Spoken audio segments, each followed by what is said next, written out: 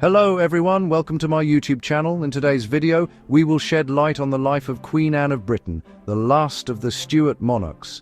Her story is filled with personal tragedy and historic change. Let's begin. Queen Anne Stuart was the last monarch of the House of Stuart, and one of the most emotionally complex rulers in British history. Born on the 6th of February, 1665 at St. James's Palace, Anne was the second daughter of James, Duke of York, later King James II, and Anne Hyde. According to historian David Starkey, Anne's early life was marked by instability, religious tension, and poor health, all of which deeply shaped her character and reign.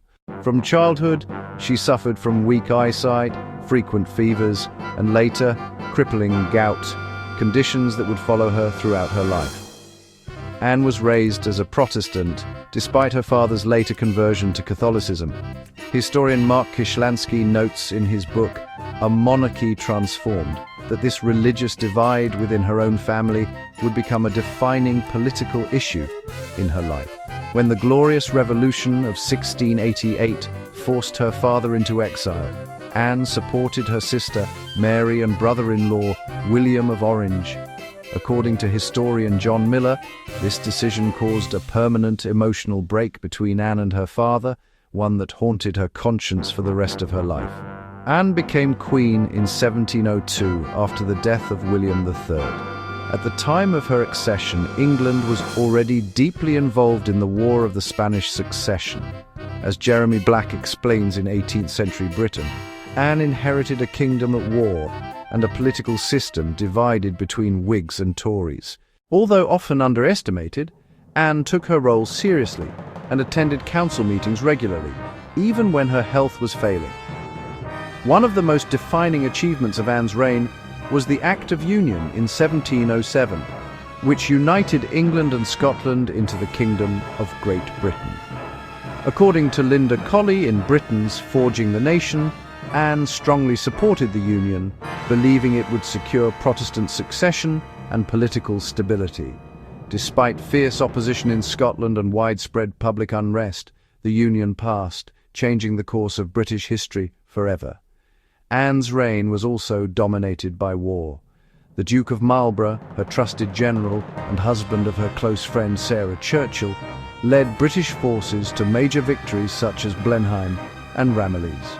Historian Winston Churchill, in his biography of Marlborough, credits Anne with giving consistent support to the war effort, even as political factions attempted to undermine it. These victories helped establish Britain as a major European power. Yet Anne's personal life was filled with tragedy. She was pregnant at least 17 times, but only one child, William, Duke of Gloucester, survived beyond infancy, and he died at the age of 11 in 1700. According to historian Anne Somerset, the repeated loss of her children left Anne emotionally fragile and deeply religious. She often viewed her suffering as divine punishment, a belief that intensified her sense of duty as queen. Her closest personal relationship was with Sarah Churchill, Duchess of Marlborough. Sarah wielded enormous influence over Anne in the early years of the reign. However, as Somerset notes in Queen Anne, the politics of passion, their friendship deteriorated due to political differences and personal resentment. Sarah's aggressive manner clashed with Anne's desire for calm and loyalty. Eventually, Anne replaced her with Abigail Masham, a quieter cousin of Sarah, marking a major shift in court politics. Politically, Anne favoured the Tories in the later years of her reign, particularly leaders like Robert Harley and Henry St. John, Viscount Bolingbroke. According to historian Geoffrey Holmes, Anne believed the Tories better represented the Church of England and social order. However, her government struggled to manage the transition from war to peace, especially during the negotiations that led to the Treaty of Utrecht in 1713. The question of succession haunted Anne's final years. With no surviving heirs, Parliament had already passed the Act of Settlement in 1701, ensuring that the crown would pass to the Protestant House of Hanover.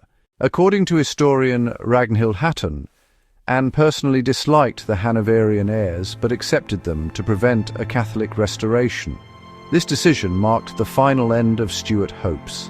By 1714, Anne's health had collapsed. She was nearly blind, unable to walk without assistance, and deeply depressed.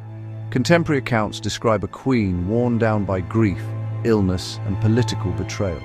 She died on the 1st of August, 1714, at Kensington Palace. As historian Edward Gregg writes, her death was quiet, but its consequences were immense. With Anne's passing, the Stuart dynasty ended and George I ascended the throne.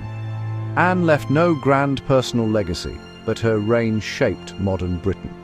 According to Linda Colley, she presided over the birth of Great Britain as a political entity, the rise of parliamentary power, and Britain's emergence as a global force. Often remembered as weak, Anne was in truth a ruler who endured extraordinary suffering while guiding her kingdom through one of its most transformative periods. Queen Anne ruled without an heir, without glory, and often without comfort. Yet her reign changed Britain forever. Her story reminds us that history is shaped not only by power, but by endurance. Thank you for watching, and see you next video.